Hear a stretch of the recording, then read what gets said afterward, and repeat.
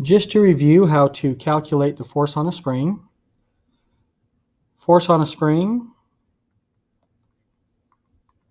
is equal to K, which is a constant, that's our spring constant, times the displacement of the spring. And let's talk about the parts of that real quick. So here we have a spring that is stretched. If the spring were unstretched, it would be at the blue line. The bottom of it would be at the blue line like this one is. But we have a mass on there, 250 grams, and we're stretching that spring just about 41 centimeters. Okay, so if we jump back to here, 250 grams and 41 centimeters.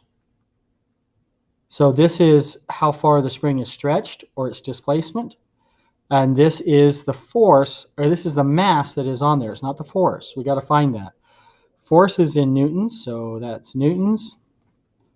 K is a constant, and its units are newtons over meters, and X is meters. Of course, newtons in and of itself is kilograms. The units for newtons is kilograms times meters divided by seconds squared. Okay, so let's go ahead and plug in and let's find K. We're going to calculate K here. Because newtons is kilogram meters per second squared, we need our units to be in kilograms, meters, and seconds. We don't have to deal with seconds right now. So the force of our spring needs to be newtons, but we have grams, and we need kilograms in order to get newtons. So 250 grams is equal to 0.250 kilograms. We just divided by 1,000. And newtons are newtons meters per second squared. Well, we get that by finding the weight of the 250 kilogram or 0.25 kilogram mass. Since we're in Earth's gravitational field, we multiply by the acceleration due to gravity of 9.8 meters per second squared. And this is going to be equal to the force in newtons. So 0.250 times 9.8 is equal to 2.45 newtons. Now that we have that, we can plug that in right here. So 2.45 newtons is equal to K. K is what we're trying to find. X is the displacement of the spring. And if we come back here, the displacement of the spring was 41 centimeters. So we're going to multiply this, not by 41 centimeters, but by 0.41 meters. So times 0.41 meters. We just divided by 100 because that's centi. Now we divide both sides by 0.41 meters. Divide by 0.41 meters. Those cancel. Okay, meters also cancel.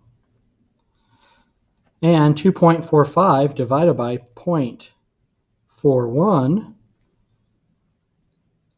is equal to 5.976. And that is newtons over meters. Notice how we have newtons over meters? K is equal to that. Okay, so now if we want to calculate, for example, an unknown mass, we can jump back over to here. Take that off. Let's drop an unknown mass on there. That unknown mass is displacing 16 centimeters. So we're going to use the same formula. Fs is equal to Kx. We now know K, and we know X. Okay.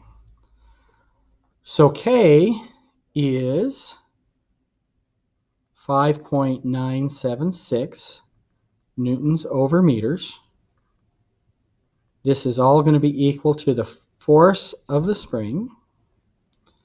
We're going to multiply that by the displacement of the spring, which was, I believe, it was 16 centimeters. But we need centimeter or meters, not centimeters, so we're going to say 0.16 meters. Meters cancel. I'm going to end up with just newtons. And 5.976 times 0.16 meters is equal to 0.956 newtons. This is not our final answer. We need to know the mass. In order to find the mass, we need to use the weight formula again. Weight is equal to mass times the force, the acceleration due to gravity. Okay, we know what the weight is. The weight is 0.956 newtons. So we're going to divide both sides by 9.8 meters per second squared. 9.8 meters per second squared. We're going to divide both of those. Divide by 9.8. And that is equal to 0.0976 kilograms. Or if we multiply by 1,000, it would be 97.6 grams.